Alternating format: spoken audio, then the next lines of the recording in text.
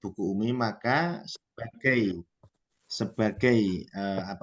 wujud sebuah profesionalitas kita bahwa kita tidak sekedar mengaji, anak-anak tidak sekedar mengaji selesai, mengaji selesai, tidak, tapi kita memiliki form administrasi pembelajaran Al-Quran. Ustaz sudah punya modulnya ya? Modul Umi punya? Ada. Modul Umi. Coba diangkat di depan layar. Modulnya kayak apa? Betul sekali. Warnanya itu. Alhamdulillah. Sudah pegang ya. Itu modulnya. Nah, di situ coba nanti kita akan buka bersama. Kita sesuaikan dengan apa yang ada di slide ini. Jadi ini adalah seorang guru harus memiliki ini.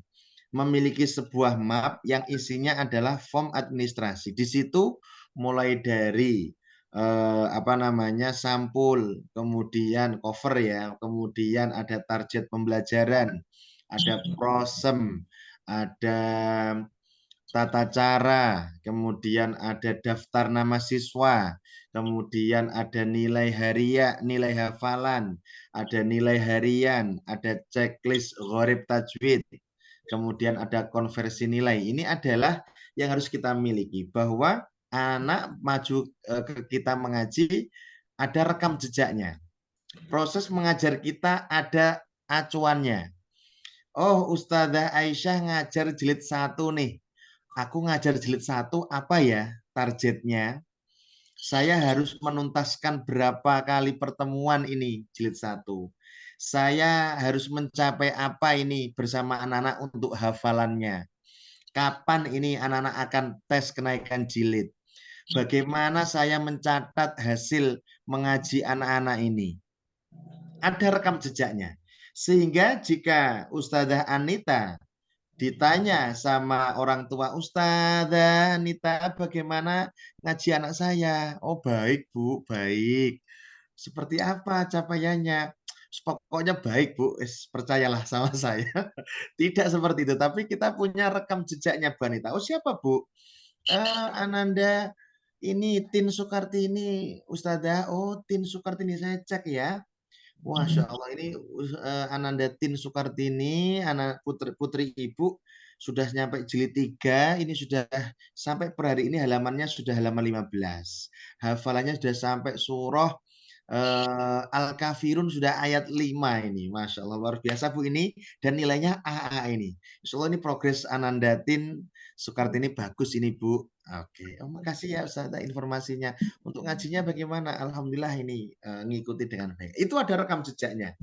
Sehingga tidak hanya sebuah ucapan-ucapan, tapi ada buktinya. Nah, inilah disebut dengan form administrasi.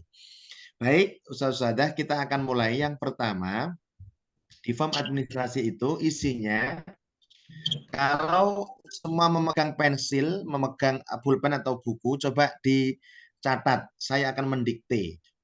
Yang pertama, yang harus dimiliki oleh seorang guru Quran adalah, koordinator tentunya ini yang menyiapkan, adalah harus memiliki namanya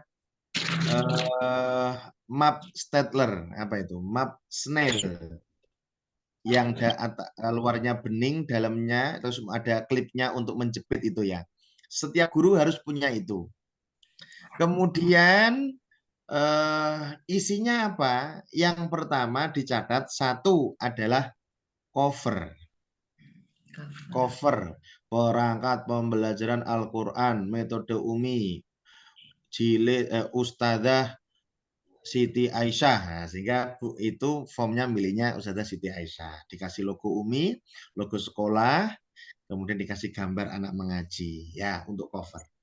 Satu itu. Lembar kedua isinya adalah prota ya, prota, program tahunan, kalender pendidikan itu loh ya, kalender pendidikan. Jelas susah suaranya. Yang kedua adalah kalender pendidikan. Kalender pendidikan. Bapak, ini saya mute ini ya. Ayo yang sudah baca. Biar saya aja yang bersuara. Oke ya. Yaitu dua apa tadi? Kalender pendidikan. Yang ketiga adalah lembar target pembelajaran Al-Qur'an. Ya, targetnya. Sehingga kita tahu kita ngajar jilid berapa, kita akan tahu apa namanya target-target kita. Kemudian lembar keempat adalah promes ya. Prosem. Oke.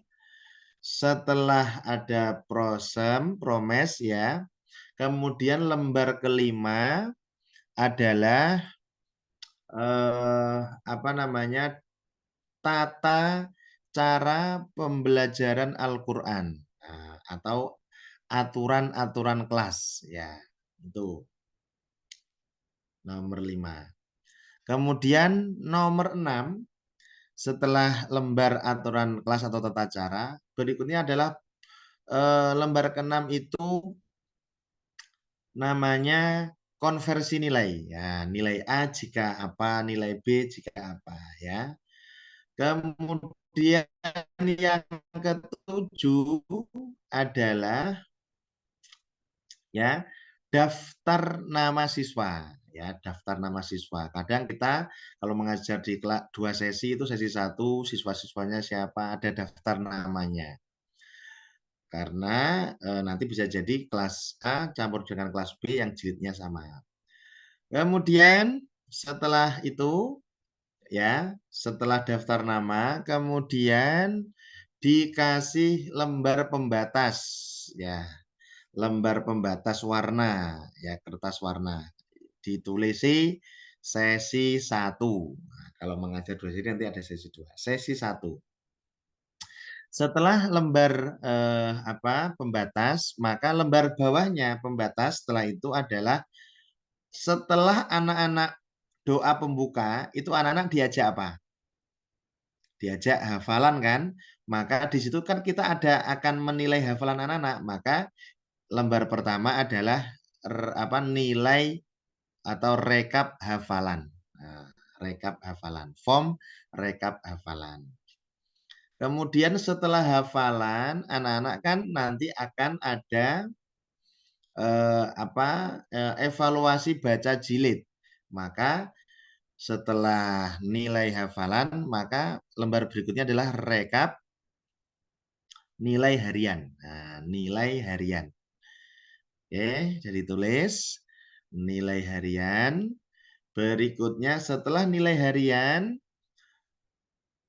terakhir adalah jurnal. Nah, form jurnal.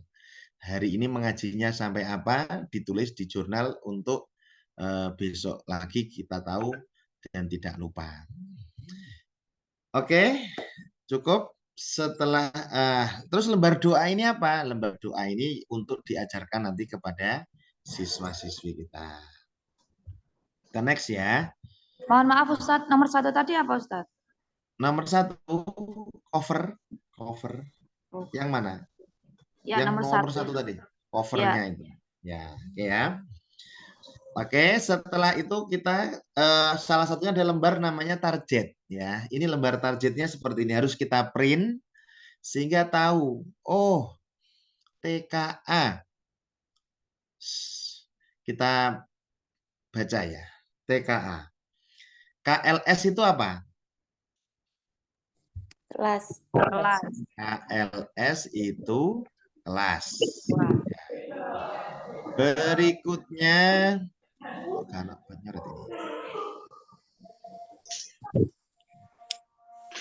nah, kalau SMT apa? Semester. Oke, semester.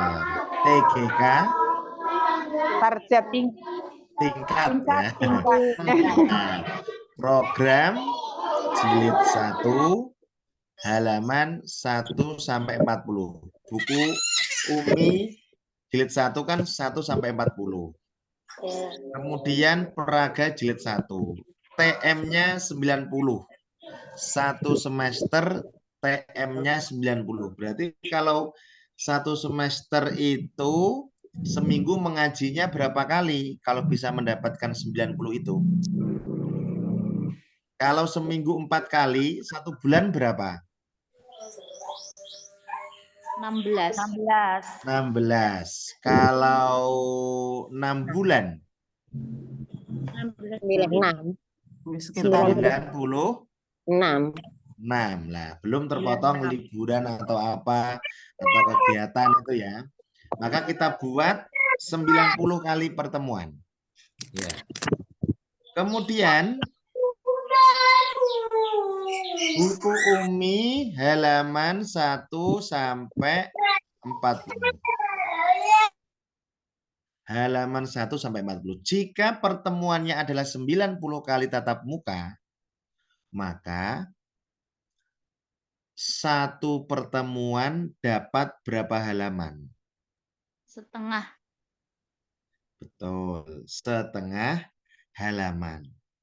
Kemudian kalau setengah halaman menyelesaikan untuk 40 halaman itu pertemuan keberapa? Ke-80 kalau waktunya. Betul, ke-80 ya. Iya. Ke-8. Terus lah ini kita berikan pertemuan 90 kali sehingga sisa berapa? 10.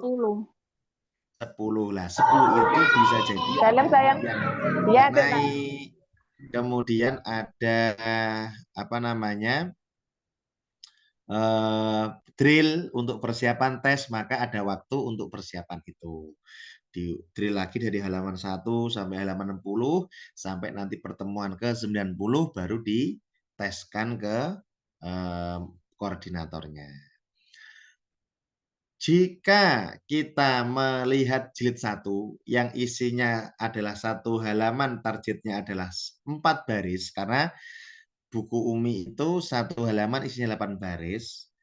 Insya Allah jika anak-anak itu kita tangani dengan baik, 4 baris itu insya Allah bisa tercapai. Kemudian materi hafalannya, Ustadz, materi hafalannya adalah surah Al-Fatihah sampai Al-Ikhlas. Al-Fatihah berapa ayat? 7. Tambah Anas berapa ayat? 6 ayat. Tambah Ya. 4, 11. Al-Falak berapa ayat? 5. 5, berarti 16. Al-Ikhlas berapa ayat? 4. 4. Ya, 4. antara 20 sampai 21 ayat. Kemudian diajarkan 90 kali pertemuan.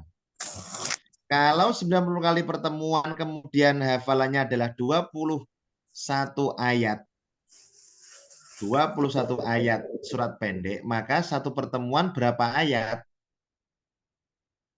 1. Berarti pertemuan ke-20 sudah selesai. Padahal pertemuannya 90 pertemuan. Maka satu ayat diselesaikan bisa 3 sampai 4 kali pertemuan. Jadi diajarkan kul a'udzu birabbin nas. Kok hari ini nggak bisa? Besok lagi kul a'udzu birabbin nas. Belum bisa lagi, masih ada hari esok. Sehingga satu ayat bisa diselesaikan dalam waktu 3 kali sampai 4 kali pertemuan. Maka yakin dalam satu semester itu bisa menyelesaikan satu jilid, kemudian sampai dengan surah Al-Ikhlas. Begitu, ini target kita. Sehingga bisa menghitung, oh saya sehari ini akan mencapai ini, sehari ini akan mencapai ini. Sehingga kalau TKA itu dari jilid 1, maka lulus dari TKB itu menyelesaikan berapa jilid? 4 jilid. 4 jilid, ya kan? Tetapi di Umi itu kita tidak muluk-muluk, adalah tuntas dari TKB itu rata-rata jilid 3. Kita nginginkan jilid 3 harus bagus.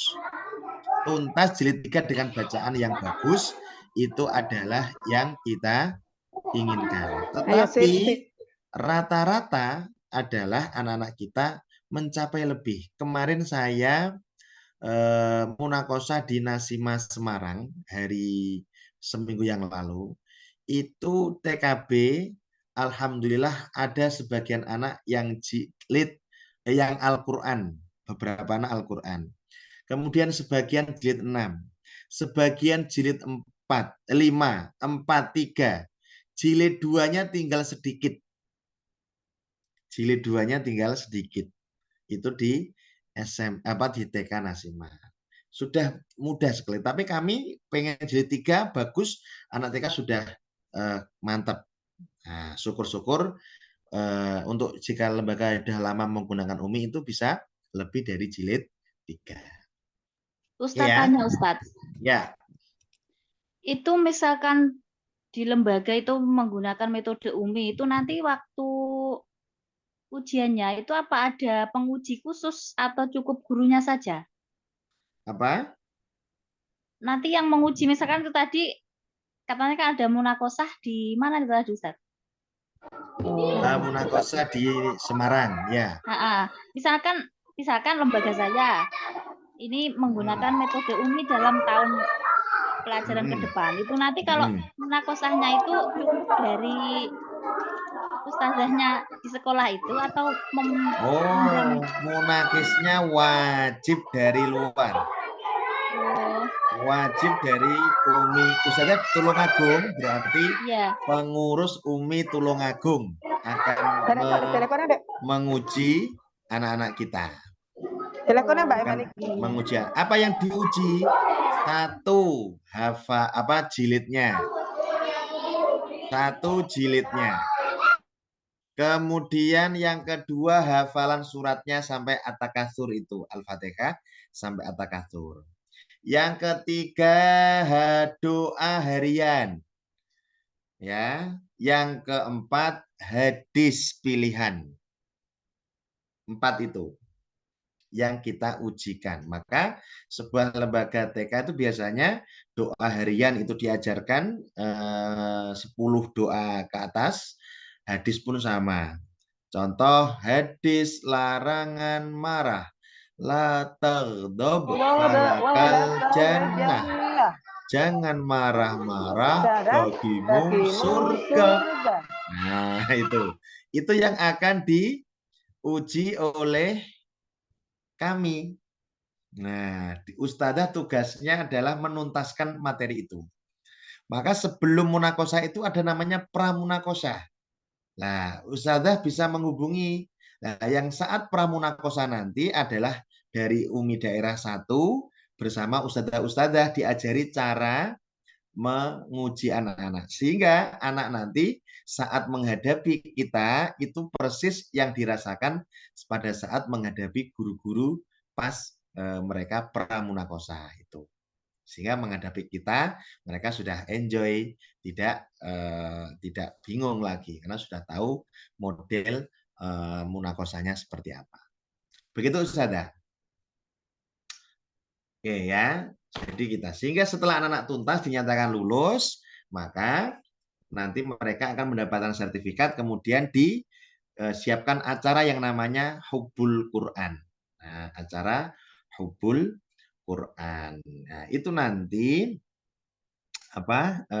anak-anak kita akan ditampilkan di atas panggung, ditanya oleh orang tua tentang baca jilidnya, kita pandu. Bapak Ibu silakan yang mau tanya. Wah, lancar sekali, bagus, 100. Wah, anak nanti di tes langsung di hadapan orang tua.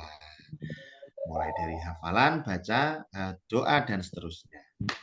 Itu ya. Kita next dulu ya. Kita next dulu. Oke. Ini target TK.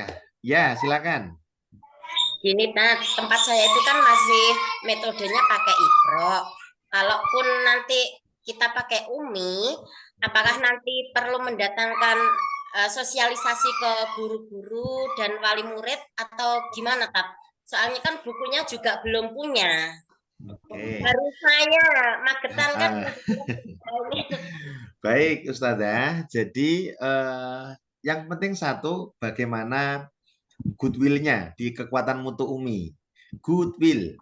Kepala sekolahnya sudah, ini Ustazah Anita, kita pakai Umi nih, kayaknya cocok. Ustazah Anita sudah menjelaskan dan baik. Kepala sekolahnya oke, yayasan oke, maka ada kegiatan sosialisasi dulu. Ustazah Anita di mana tinggalnya? Magetan, Tat. Magetan. Magetan, iya. Oh, Magetan sudah ada Umi daerahnya di sana. Nanti didatangi, diberikan informasi. Kalau orang tua diberi informasi ya kita siap. Sehingga orang tua tahu, kemudian guru-guru juga langkah-langkah. Gimana Ustaz langkahnya? Sudah ada Ustazah Anita misal untuk mengawali mengajar satu kelompok. Ya, kelompok itu nanti yang Bu Anita sambil Bu Anita mengajarkan bacaan kepada kawan-kawan. Atau kawan-kawan ditahsin dulu oleh Ustazah Anita biar bagus. Nah, nanti diajarkan cara ngajarnya sambil lalu bisa nanti diterapkan. Tapi kalau Ustadz, kita senang Ustadz, tapi kita kepingin siap semua dulu. Oke, berarti semester awal digunakan untuk mempersiapkan gurunya itu, diajari seperti Bu Anita kayak ini. Setelah satu semester sudah oke, semester 2 baru diterapkan, guru-guru sudah ready semua. Kuncinya satu, kepala sekolah oke, yayasan oke, langsung bisa jalan. Itu saja. Berikutnya, cukup ya. Kalau udah cukup, kita masuk ke materi berikutnya. Ini target SDMI ya.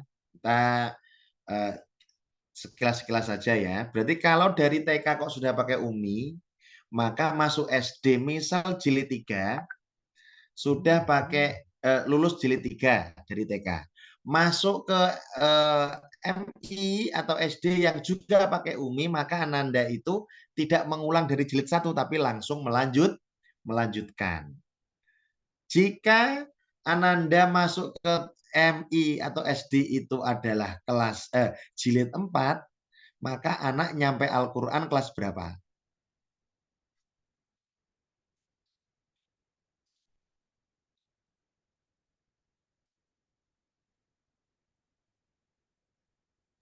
Kelas berapa tadi, Tat?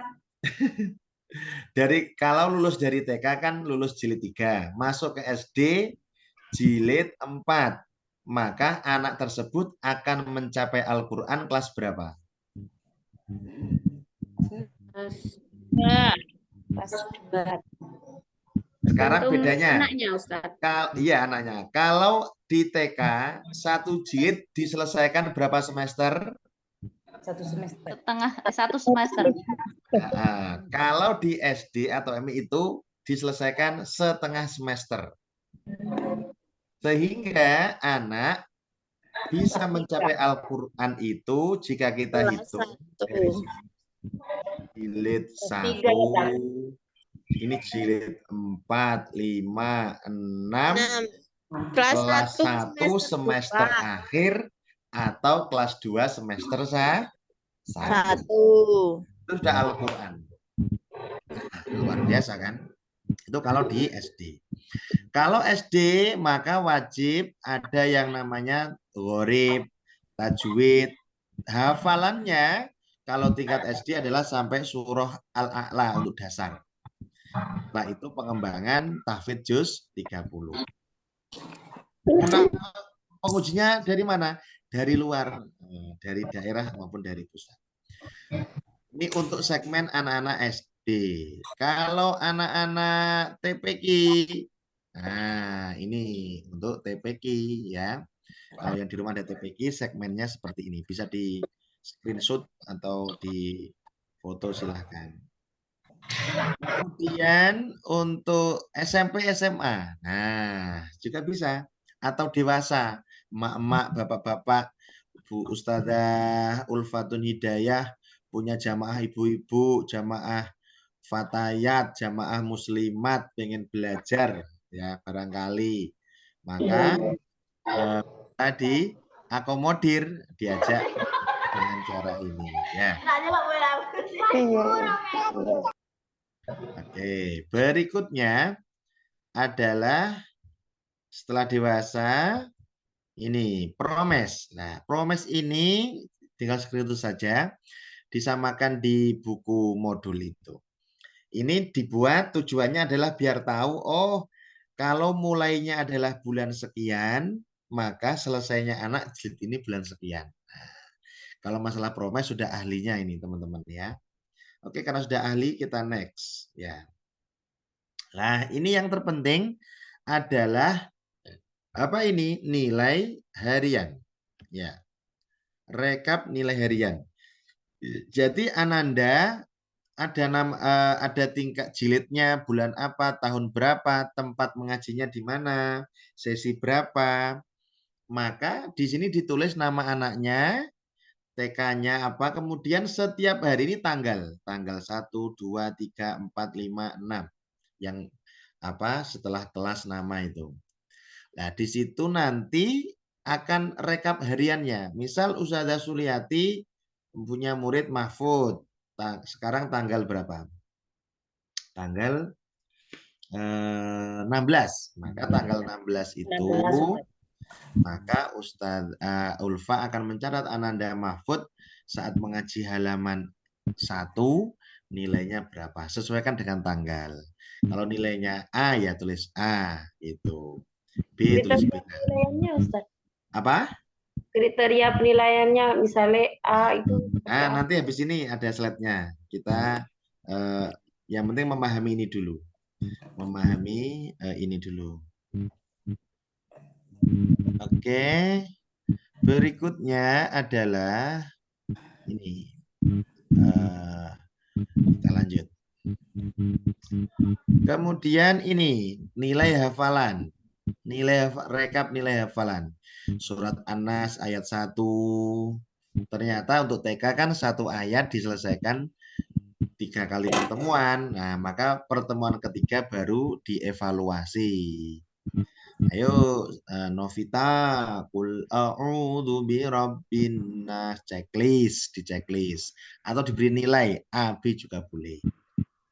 Ya, ini setelah nilai apa namanya? Jurnal. Nah, ini jurnal ini adalah isinya hari ini ngajinya sampai mana. Nah, tujuannya apa dengan adanya jurnal ini? Sampai apa ngajinya? Untuk barangkali Ustazah Ulfatul Hidayah kok izin besoknya diganti oleh temennya, maka temennya tahu menggunakan ini sampai apa. Oh, langsung dilanjutkan. Nah, sehingga penggantinya bisa melanjutkan materi berikutnya. Tuh, jurnal ya. Setelah jurnal, berikutnya adalah kartu prestasi. Lah, setiap anak memiliki kartu prestasi nanti.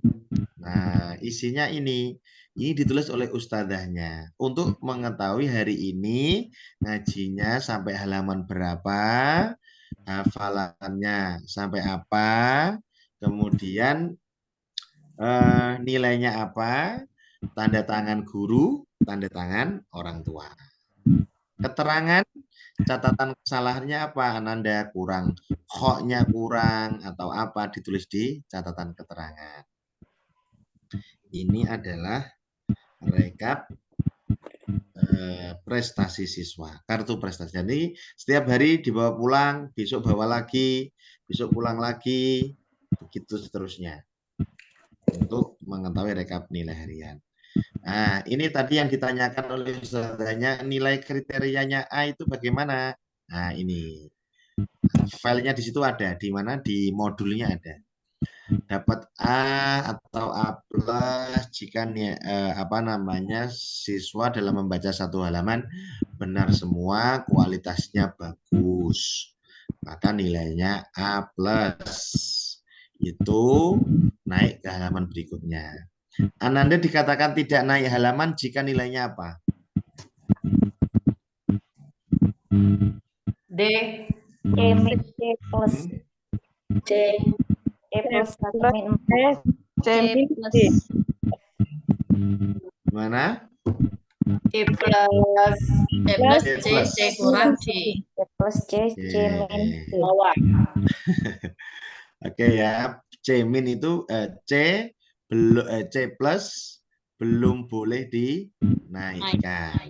Nah, jika apa? Nilainya salah 4 kali tidak bisa membetulkan.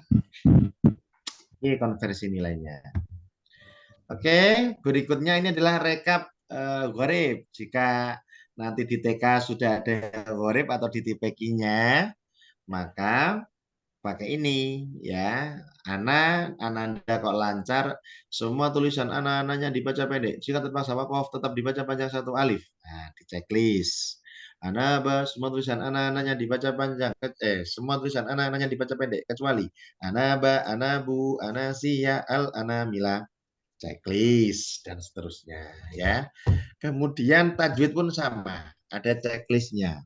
Sehingga Ananda dikatakan sudah baik jika memang sudah di checklist. Ternyata kok belum hafal komentarnya, maka belum di checklist dulu. Oke.